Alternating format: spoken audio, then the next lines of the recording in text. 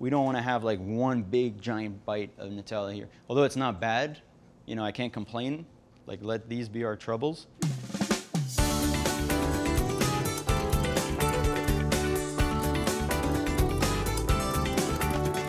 My name is Edan Leshnick. I'm the head pastry and viennoiserie manager at Bread's Bakery in New York, and we're going to make some amazing chocolate babka today. The most important part of making babka is the dough. So we're going to start off with whole milk. I'm going to use 2 large eggs. I got my sugar in here. Now, I prefer to mix the sugar and the salt with the liquids. It just helps them dissolve a little bit better. And I'm going to use the whisk just a little bit just to kind of stir things around. So I'm going to add some of the vanilla. And then we have a pastry flour and a bread flour. The gluten percentage in the bread flour is obviously much higher. The pastry flour is used to kind of weaken it, help us roll it out a lot easier. And then we have our room temperature butter, because the fat within the butter is gonna encase the gluten strands as well. So that's why we mix this in the beginning, because again, we don't want a very strong dough. The butter, in this case, I add it all at the same time. In the long run, it's actually gonna help the dough weaken a little bit. And then we're using fresh yeast. You can use dry yeast. If you do use dry yeast, you'll have to reduce the amount of water content in there, because basically dry yeast, all it is taking the fresh yeast, taking all that water out, and just being left with the dry particles. What we're using here is fresh yeast just to get the enzymes activated, and in that case, to release more flavor. I'm gonna start off at a low speed, just to gather all the ingredients together and just kind of get a homogeneous dough. This is the perfect time to clean up. The smell changes throughout the stages of the mix. But at this point, I just smell fresh butter, which is a great smell in itself. But I mean, we want to get a little bit more complexity out of that. I'm just gonna crank up the speed just a little bit. And now what we're doing is we're activating a little bit more of that gluten strands. And these gluten strands are gonna start to align themselves in a way that's gonna create this network. And this network is what gives us that strength. The dough is coming together. What I like to do is sometimes transfer it to a table. I do want to like feel it a little bit. So what I'm doing is I'm stretching it a little bit and then folding it right over on itself. And that's also, again, to align those gluten networks. So this is an amazing thing for me. I can't stop smelling it, so I have to stop. We want to wrap it very, very tightly. And that's to ensure that the dough is not going to proof. The less air and the less oxygen we give it, the better it is. When our yeast cells take the carbon dioxide and basically convert that into oxygen and eat the sugars. And by them working harder, we're actually getting more flavor. Now this dough is going to mature for at least 4 hours in the refrigerator in a cool space, around 4 degrees Celsius. So our babka dough has rested for at least 4 hours, ideally 8 to 12, and we're ready to roll this thing out and make some beautiful babkas out of it. I'm gonna start off by just flouring the board a little bit. I'll start off by going to about 35" in length, and then as we're rolling the babka, we can stretch it out with our hands to make it a little bit easier. For me, when I grew up in Israel, and during our childhood, it's filled with babka. It's not a bad childhood.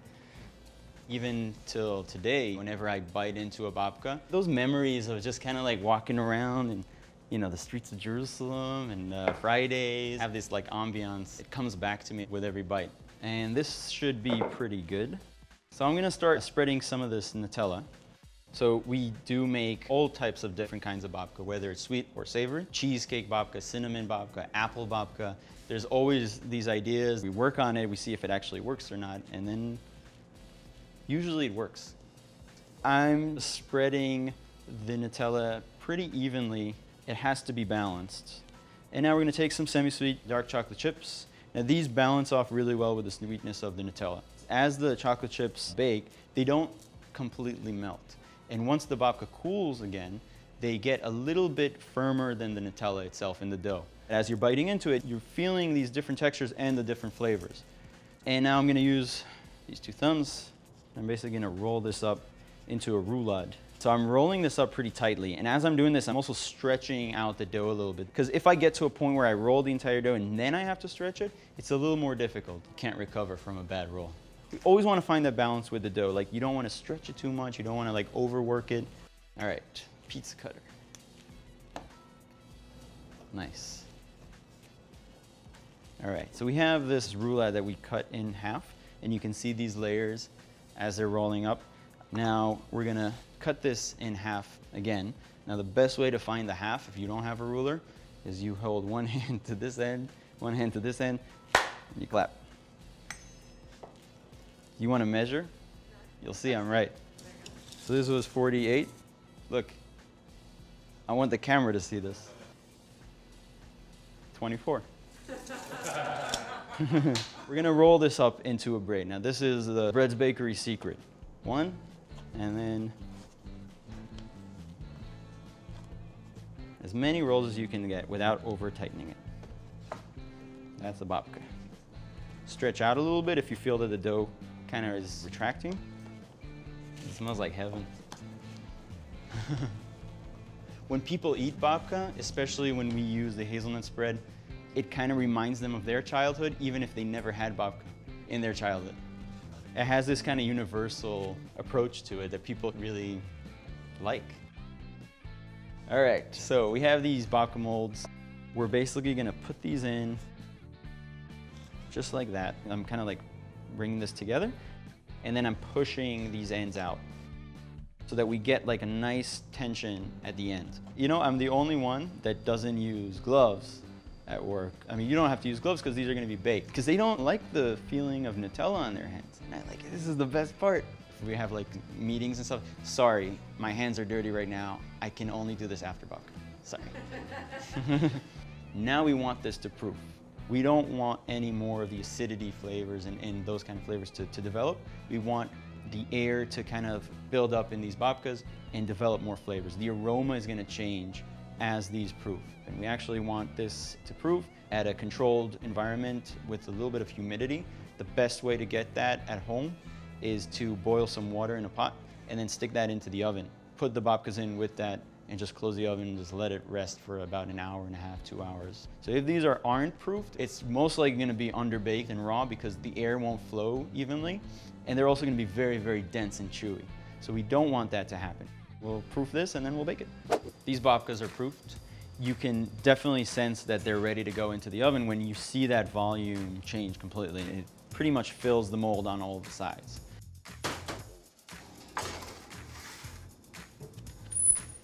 As our babkas are in the oven right now, we're gonna make our syrup. It's a very, very simple syrup, hence the name simple syrup. We are using just plain granulated sugar and water. And we're just waiting for this to come to a boil so that the sugar dissolves. At that point, our syrup is ready. It's been about 25 minutes. Our babkas have this amazing color to them and an amazing smell. We transferred our syrup to this bowl. The objective of the syrup here is to basically engulf all that moisture that we have in that babka. Make sure that all the babka and all the surface of it is covered. Because you can see like what a babka looks like without the syrup and with the syrup, and it really is a different beast. As this cools down, it creates this very, very, very thin crust to it, which maintains more of that moisture. If you can hold yourself from eating these throughout the day, then by the end of the day, they'll still be okay. They look beautiful. They smell amazing.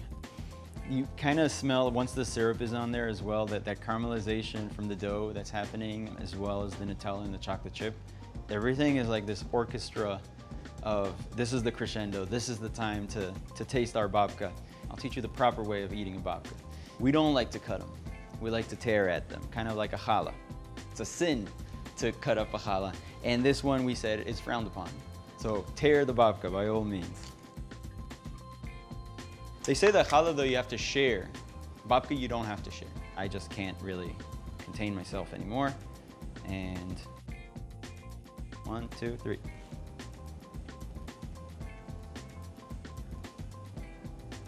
I don't get to do this often, I swear. We're tasting a very nice, soft texture. And that happens because we didn't mix the dough too much. We don't have too much of a gluten development here. Almost like a cross between a cake and a loaf.